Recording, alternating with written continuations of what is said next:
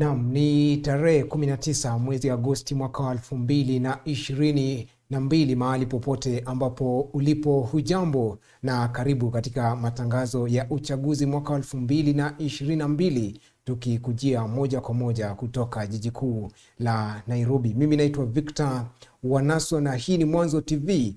Kumbuka mtazamaji, leo hii tunakujumuisha katika matangazo haya tukikuuliza, je, unaamini kwamba Azimio wako na ushahidi wa kutosha katika kesi yao? Unaweza kusema nasi katika mitandao yetu ya kijamii, tukipatikana katika mtandao wa Facebook, Twitter na pia katika mtandao wa Instagram tukipatikana kama @Mwanzo TV. Hebu tuanze na mgombea mwenza wa Azimio Martha Karua amesema au amemkosoa Rais mteule William Ruto kwa kuanza kuwavutia viongozi wao. Karua, ambaye ameonekana kukerwa na mikakati ya Ruto kuanza kuwamezea baadhi ya viongozi ambao walikuwa katika muungano wa Azimio, amemwambia Ruto awache mbio, kwani mambo bado. Ikumbuke kuwa Karua amekuwa akishikilia kwamba watakwenda mahakamani kupinga yaliyotangazwa na tume ya IEBC kufanya Ruto kuwa rais mteule. Yani, haki iwe ngao na mlinzi. Lazima tupate haki, na haki ikiamuliwa na koti, hiyo ni ya mwisho. Hata kama hukubali kwa roho yako, lazima tutulie na tukubali uamuzi wa mwisho wa koti.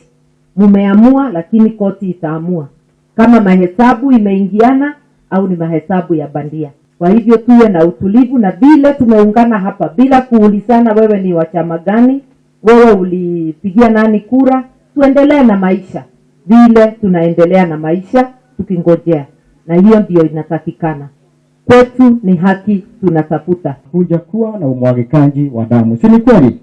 Wakenya to hapa hongera sana kwa sababu ya hiyo maneno. Uchaguzi inakuja na inaenda, lakini Kenya lazima ikae gangare na ikuwe kitu moja.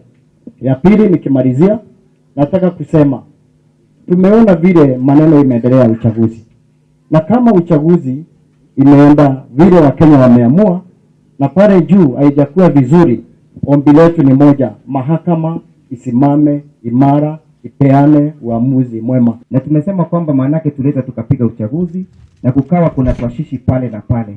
Na maanake Wakenya wamesema kwamba wanataka kuwa na zile institutions ama zile mahakama ambazo kama kuna twashishi katika maneno tunaenda pale tunaamuliwa.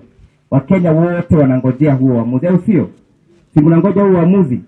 Na kama uamuzi umeingia na kumeingia twashishi, basi tutangoja mahakama ituamulie, na sisi tunajua vile mahakama itakavyoamua. Na tukisonga mbele ni kuwa mgombea wa ugavana katika kaunti ya Kakamega nchini Kenya, Fernandes Baraza, amewasilisha kesi katika mahakama kuu ya Kakamega kupinga hatua ya tume ya IEBC kuahirisha uchaguzi ambao ulikuwa umeratibiwa kufanyika tarehe 23 mwezi huu wa Agosti. Kwenye kesi iliyowasilishwa na Baraza pamoja na mgombea mwenza niko hapa kwa niaba ya wanataka kupewa agizo cha gavana uchaguzi huo siku ya Jumanne jimbo hili la Kakamega, ambaye ni Fernandes Baraza pamoja na mgombea mwenzake Honorable Ayub Savula. Tumeakilisha kesi hapa kotini na tumetaka koti isimamishe ile amri ya postpone election mara ya pili kutoka tarehe 23 hadi siku ambayo haijulikani. Tunataka hiyo amri ya IEBC isitishwe ili kura iweze kuendelea vile ilivyopangwa tarehe 23 mwezi wa 8, ili tuendelee tukue kama wenzetu wote Kenya mzima, na tuweze kuwa na governor wetu pamoja na viongozi wengine. Tumeleta IEBC hapa kotini waweze kukuja kujibu mbele ya koti. Je, ni kwa sababu gani wameahirisha uchaguzi? Na hiyo uchaguzi kabla ya kuahirishwa, je, huyu Wafula Chebukati ameconsult wenzake IEBC commissioners ama imekuwa unilateral decision vile alifanya hapo wakati wa elections za president, kama akuwe na hiyo evidence kwamba ameconsult wenzake, waliconsult siku gani na wakati gani, na wakaahirisha, na kuna hiyo resolution ya kusema kwamba tuweze postpone governor election ya governor hapa Kakamega na Mombasa.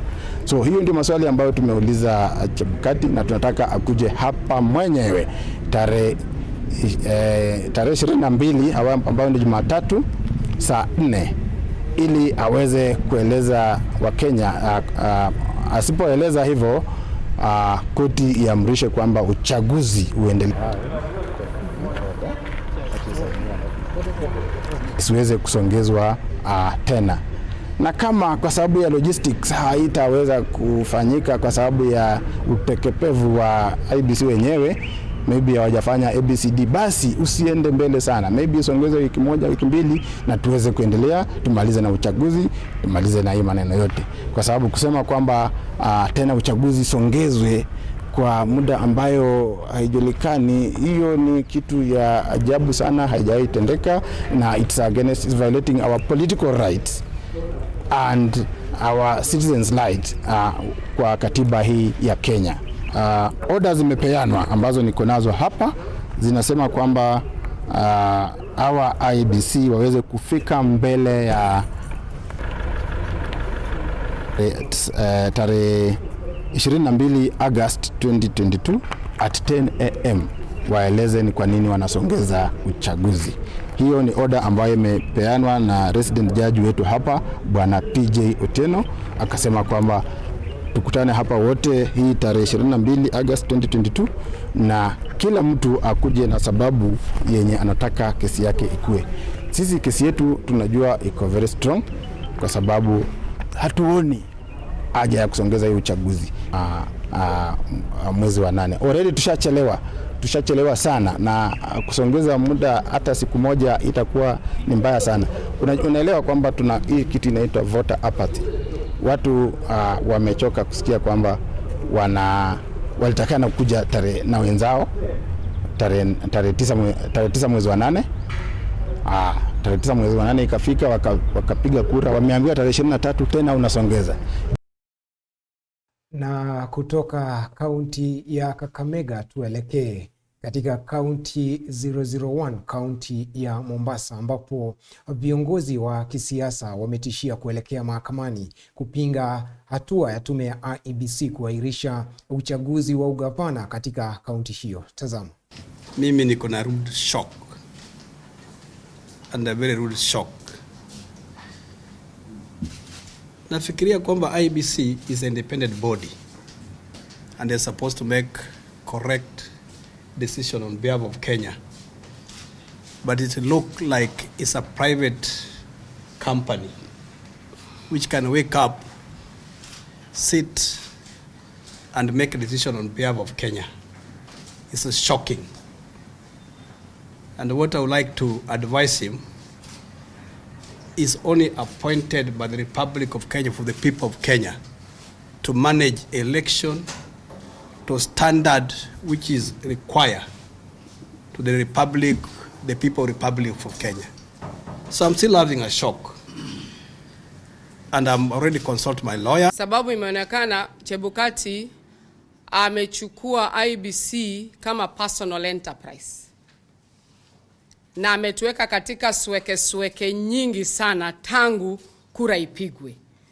Hajui the psychological torture ambaye anayetupitisha haitaweza kutibika kwa urahisi. Anaona hili jambo ni rahisi. Kwanza alisema anatangaza president hata kama kuna intimidation.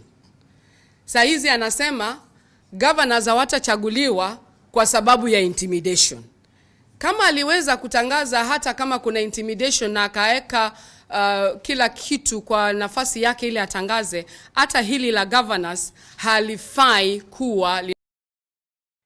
Na baadhi ya wanaharakati nchini Kenya wameitaka tume huru ya uchaguzi na mipaka IEBC kuangazia changamoto zilizoshuhudiwa wakati na hata baada ya uchaguzi ulioandaliwa wiki jana. Wanaharakati hao wanasema kuwa uamuzi wa mwenyekiti wa tume ya IEBC Wafula Chebukati kutoa uamuzi bila kuwajumuisha makamishna wote kwa matokeo. Wish to congratulate Kenyans for the restraint they have exercised despite the emerging concerns on the outcome of the 2022 elections. It has been a tumultuous season with positives and negatives that require acknowledgement and serious reflection if they were to enhance the electoral process that has remained deficient in trust over the years, despite massive investment of hope and resources. Kenyan expected the IEBC to conduct an election that is free and fair, simple, accurate, verifiable, secure, accountable, and transparent. It is these parameters that we're going to use this morning to evaluate the performance of the IEBC. We have met the following observation of the electoral process. 1. Failure of the KIMS kit. Over 200 KIMS kits failed to identify voters during voting. This translates, in our view, actually, this translates to a lot of voters who may have been disfranchised. In many cases, it took the IEBC many hours to allow the use of manual register to identify voters. Election of elections by the IEBC chairperson. On August 8th, IEBC chairperson Chebukati announced that elections were cancelled in 2 counties, mainly Mombasa and Kakamega, and various other places like Pokot South, Kachaliba, and Tharaka Nithi County, and of course there was Kitui Rural. According to Chebukati, errors and other mixed up in the details and the images of candidates on the ballot papers rendered them unusable. However, Chebukati did not explain to voters how these errors had happened, as the commission must have signed off on proof copies of ballot papers and tender documents, prescribed document specifications. This has had the effect of disenfranchising voters and offending the constitution, which provides for them when elections shall be held. And of course, we know the basis for cancellation of the elections is in the event of insecurity, and disaster, and also violation of the Elections Act. Issue of loss of lives. Elections have often caused human rights abuses, loss of lives, and serious injury.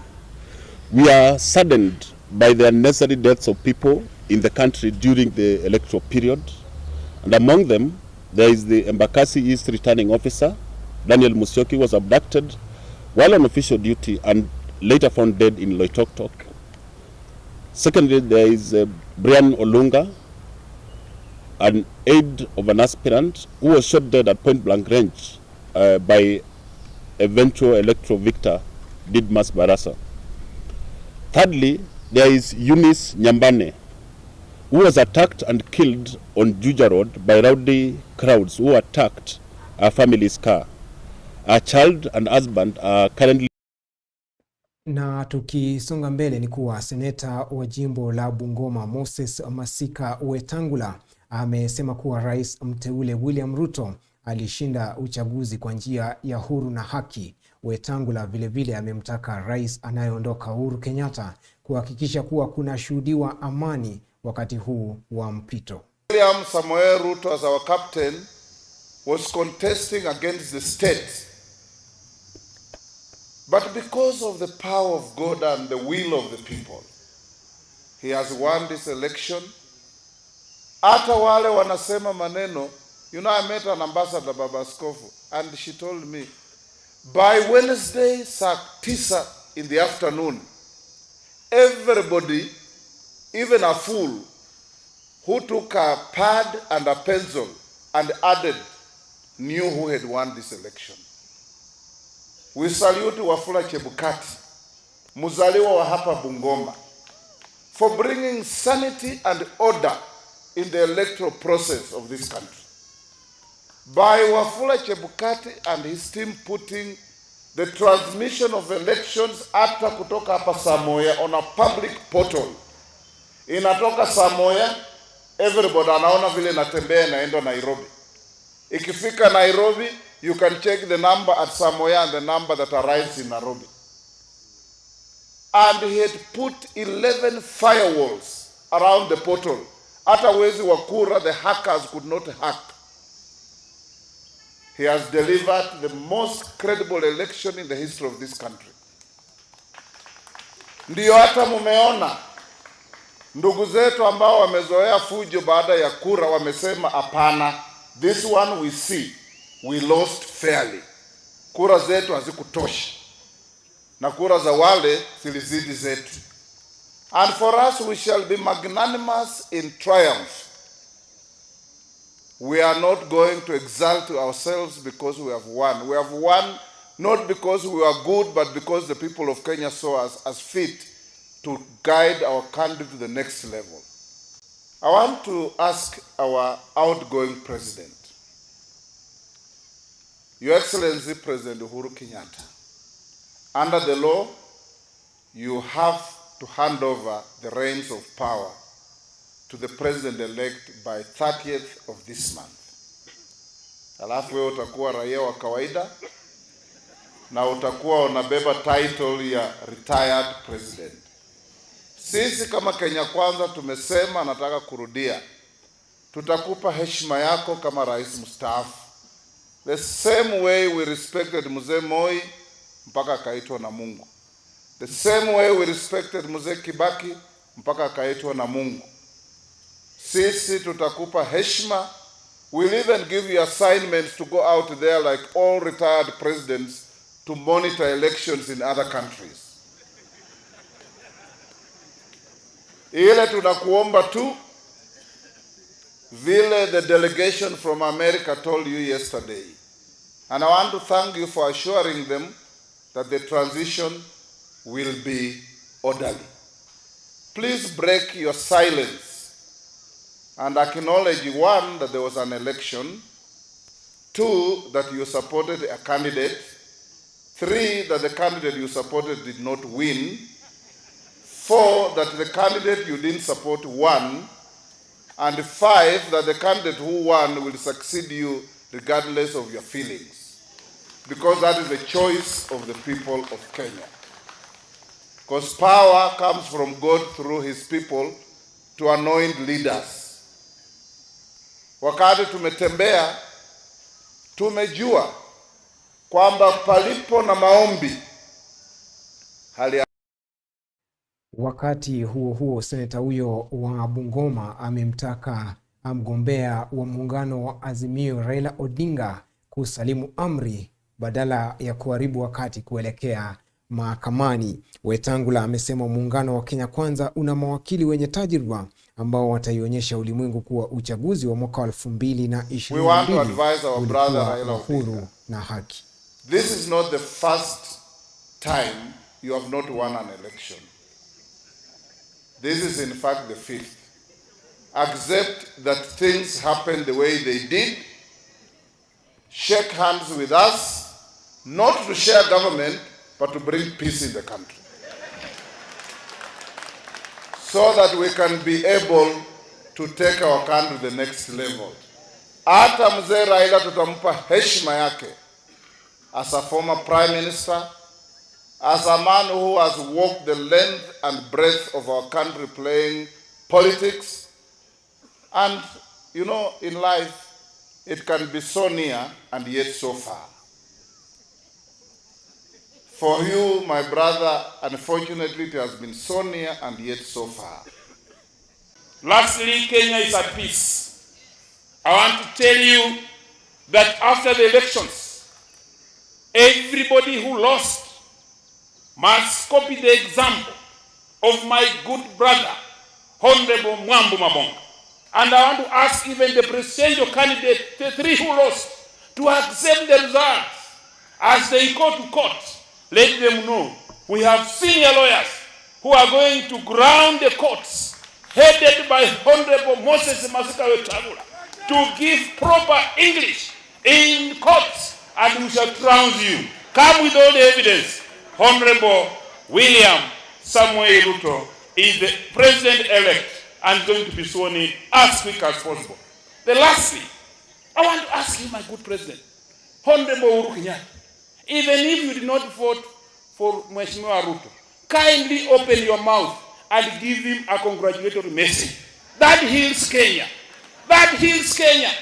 If you don't speak and congratulate him, Kenyans will doubt you and will doubt your heavy heart towards this young man, towards this house.